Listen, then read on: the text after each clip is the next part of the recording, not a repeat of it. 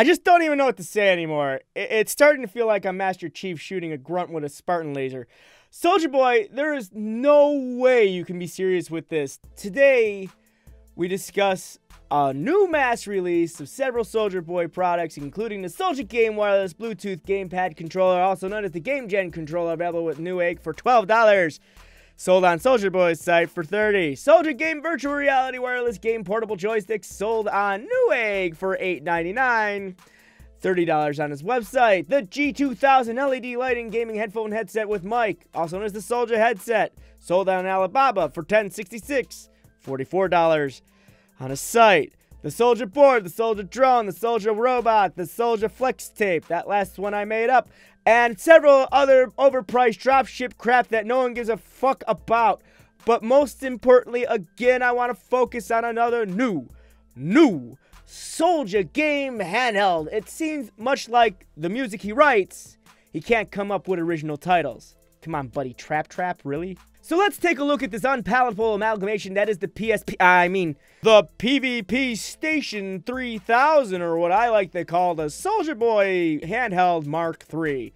You're probably wondering what happened in the Mark II version. Well, according to his site, he's completely out of them for some reason.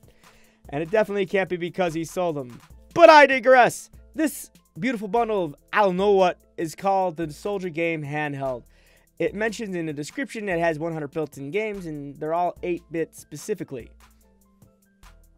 The PvP 3000 is yet another Chinese knockoff, poorly manufactured emulation machine. Care to ask yourself what's on it? Well, according to the box, it can handle Crash Bandicoot and the new Mario games. But what's this? Mario? Again? And what's more is it says it can play Crash Bandicoot. Well, that's weird.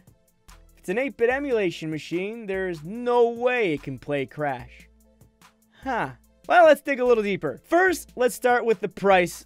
For a rip-off Soulja system, it does seem a little cheap, right? Well, I just found this on a site called GearBest for $14.33 with free shipping, so no, he's still charging double the price. But we're asking ourselves, what is on the system? Well, look at this. I just found a video that dates back to 2014, so you got a good idea of how old this is. But unfortunately, it was pretty low quality and hard to make out. So to give you guys better quality, I just came across a channel called ReneBean. He is an avid collector of all things gaming, and he loves himself some bootlegged systems. He did a more recent video in October of 2017. Right off the bat, when he powers on a system, we see him playing Super Mario Bros. 3. And later in the video, we also see him playing Super Mario. And we're sitting here seeing him play more copyrighted Nintendo-owned games. As he goes through the system, you see title after title of illegal copyrighted infringing material, and I would show more, but I have to ask at this time, Soulja, do you even care? Are you even trying? Do you even know what you're selling? I can keep beating this dead horse, but at some point in time, it's just going to turn into a big pile of goo. You're selling product with stolen IPs.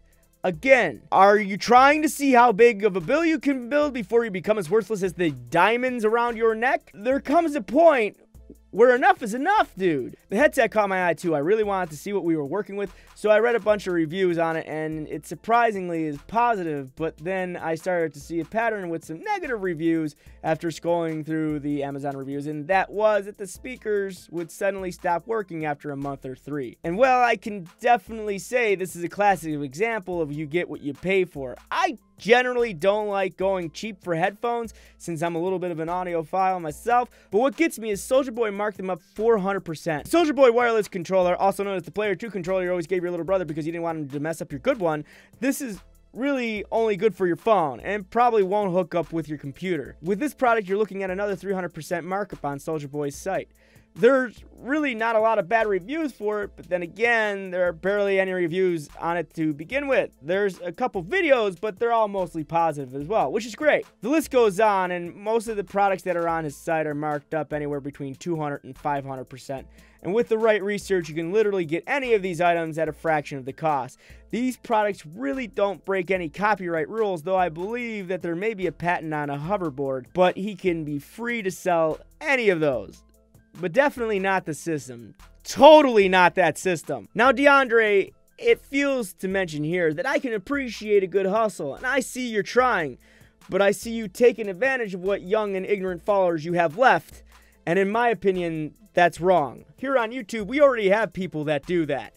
But I would expect a person in your position to be able to think a little clearer and understand what kind of negative effect this could have on your younger audience and their parents who just want to make them happy. But I also know from the personality that you've presented to the world, whether through your words or your actions, that you really don't care about your audience. There was a huge thing that literally floored me when I looked at your Twitter yesterday, and that was you eBegging for money to be paid to you through the Cash App.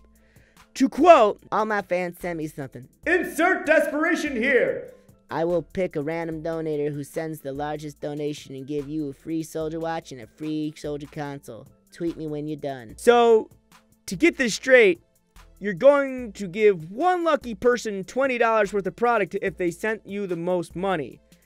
It's not a contest that feels more like bid rigging, especially since you contradict yourself by saying random winner but then say highest bidder. It's a damn Amazon gift cards on YouTube all over again. By the way, with this post, if you haven't guessed it, you're walking that thin gray line again of legality, and this contest seems to be heavily leaning towards the side of illegal. You can't call it a contest if the winner is the highest bidder.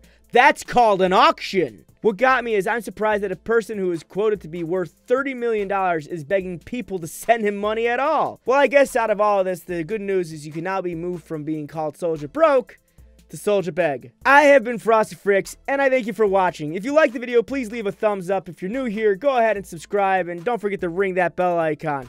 Be sure to follow me on Twitter and check out the Discord. It's a happy little community there. All links are located in the description below. Stay frosty, my friends, and keep moving forward.